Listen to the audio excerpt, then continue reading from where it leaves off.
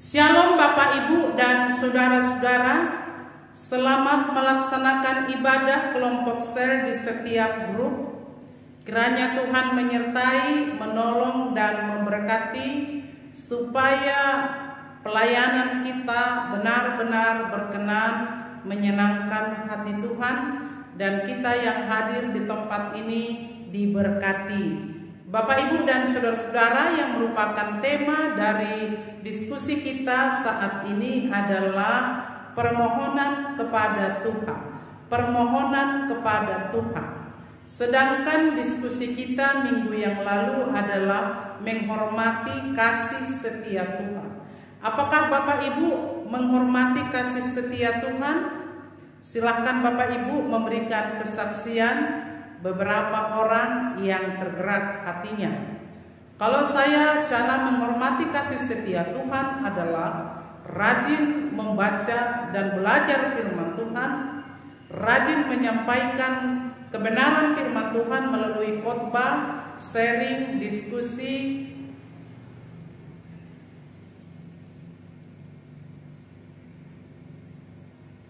Pelajaran kita minggu ini adalah permohonan kepada Tuhan. Bapak Ibu dan saudara-saudara, permohonan itu sama dengan meminta atau berdoa. Doa itu adalah manusia yang meminta, Allah yang mendengar dan mengabulkan. Jadi selalu berdoa, Allah setia mendengar dan mengabulkan doa dan permohonan kita seturut dengan kehendak Tuhan. Tapi bagaimana cara kita berdoa? Tentunya kita seperti anak yang hormat kepada orang tuanya dan ikhlas apa yang diberikan oleh orang tuanya, karena kita tahu orang tua itu senantiasa memberikan yang terbaik kepada anak-anaknya. Demikianlah kita hormat, menguduskan nama Tuhan, dan kita yakin dan percaya Tuhan memberikan yang terbaik kepada kita.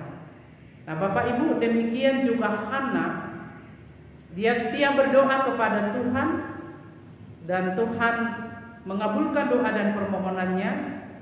Tuhan membuka rahimnya dan memberikan anak bernama Samuel kepadanya. Demikian juga Zakaria dan Elisabeth, yang Elisabeth sudah divonis mandul, tetapi karena mereka terus berdoa, malaikat menghampiri mereka dan berkata kalau Elisabeth akan mengandung, dan Elisabeth melahirkan seorang anak yang bernama Yohanes Pembaptis. Bapak Ibu, apakah doa dan permohonan kita kepada Tuhan selama ini? Apakah kita sering berdoa, menghidupi dan mengaminkan doa kita? Apa kira-kira doa dan permohonan kita? Silahkan Bapak Ibu mengutarakan apa doa dan permohonan kita pada minggu ini yang sangat real terkabul. Saya berdoa ketika di rumah sakit, kiranya Tuhan memberikan kesembuhan, puji Tuhan, beberapa hari sembuh. Aku berdoa kepada anak-anak yang kuliah, kiranya mereka boleh tamat tepat pada waktunya dan mereka bekerja, hal itu juga tercapai. Anak-anak yang sudah dewasa, kiranya mereka dapat jodoh dan diberi keturunan, hal itu juga sudah terkabul. Bapak Ibu silahkan terus berdoa sampai menghidupi dan mengaminkan doa saudara. Namun bagaimana pemazmur Salomo berdoa kepada Tuhan? Salomo dalam penderitaan, kesulitan yang dia hadapi, dia datang kepada Allah, mengadu kepada Allah, memohon kepada Allah. Dalam firman Mazmur 102 ayat 3 berkata, "Janganlah sembunyikan wajahmu terhadap aku pada hari aku tersesat. Sendengkanlah telingamu kepadaku pada hari aku berseru, segeralah menjawab aku." Bapak Ibu dan saudara-saudara, ketika kesulitan, merindukan Allah, menghadapkan wajahnya, Allah mendengar dan mengabulkan doa dan permohonan kita. Allah memberi memberikan solusi, Allah memberikan jalan keluar, dan Allah menyelesaikan setiap persoalan-persoalan kesulitan menjadi suatu keberhasilan dan menjadi kesuksesan. Dan dia bermohon, janganlah kiranya berpaling daripada dia, tetapi sendengkanlah telinganya atau bukalah telinga terhadap doa dan permohonan. Dan puji Tuhan, Salomo merupakan seorang yang sukses, berhasil di dalam kepemimpinannya. Tuhan menganugerahkan hikmat dan kebijaksanaan kepada Raja Salomo.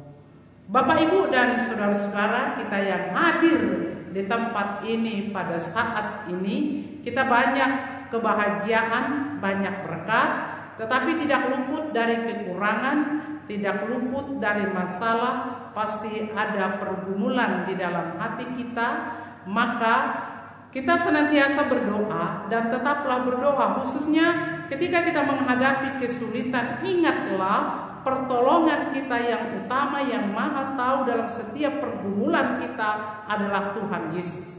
Oleh karena itu berdoalah kepada Tuhan, kiranya Tuhan mendengar, menolong, mengabulkan doa-doa kita.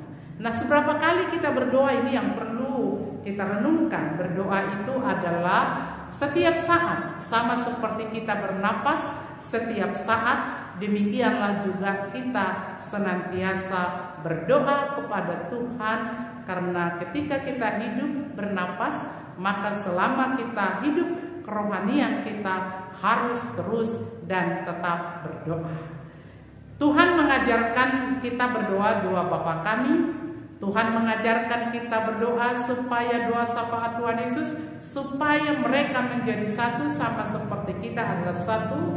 Berarti kesatuan itu di rumah, di tengah-tengah masyarakat, dalam organisasi sangat penting. Kenapa? Karena dalam persekutuan yang indah mengalir berkat-berkat Tuhan. Bahkan ketika Yesus di atas kayu salib pun dia berdoa, Bapa, ampunilah mereka, sebab mereka tidak tahu apa yang mereka perbuat. Di Taman Getsemani ketika Yesus tahu kalau dia akan menghadapi jalan salib itu, dia berdoa, ya Bapa, jauhkanlah cawan ini daripadaku, tetapi bukan kehendakku, tetapi kehendak-Mu lah yang terjadi. Ini berarti bahwa ketika kita berdoa juga adalah mengizinkan kehendak Tuhan yang terjadi.